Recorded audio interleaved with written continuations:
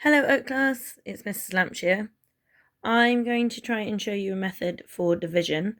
I'm going to start off with a 2-digit number divided by a 1-digit number. And I'm going to start off with ones that you don't have to regroup tens into ones. I'm just going to start off with a basic one. Okay. I'm going to show you with the buttons as well and try grouping them so you can see what I'm doing. Sorry if the camera goes a bit wobbly. I'm trying to do this with one hand whilst writing and not very well practiced, but we'll have a go.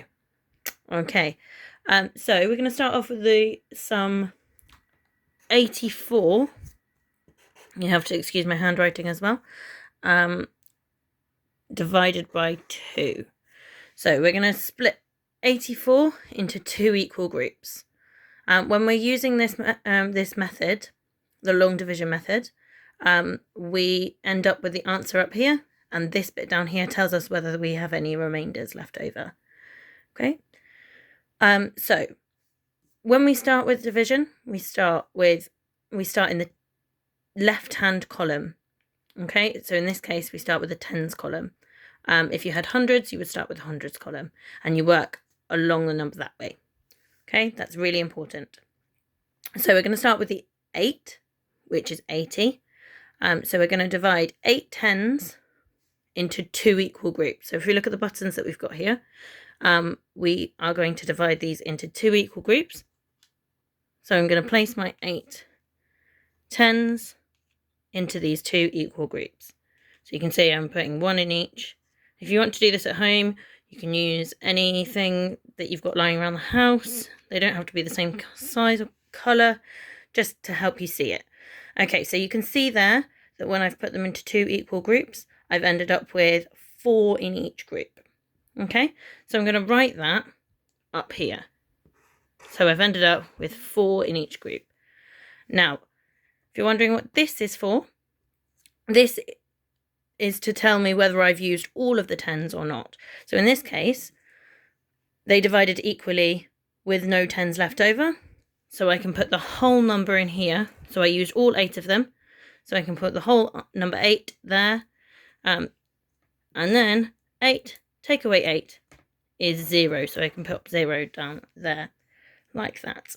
Okay. So that's my tens column done.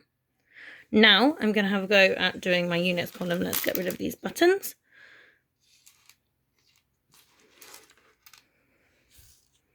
Okay, so with the units, we've got 4 units and we need to split them into 2 equal groups. So I'm going to carry this 4 and pop it down here because this is where I'm going to be working now. I'm literally just carrying that number and writing it down there. Okay.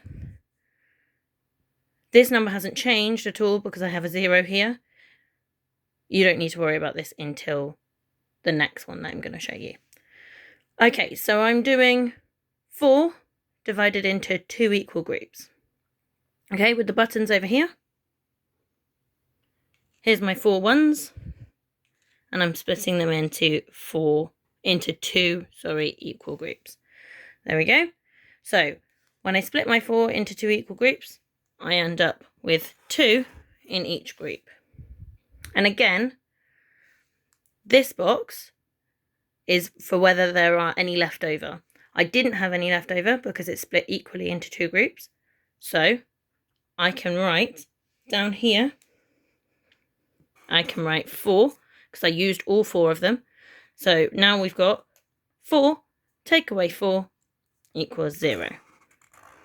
So this 0 at the bottom tells me that I have none left over, so I have no remainders.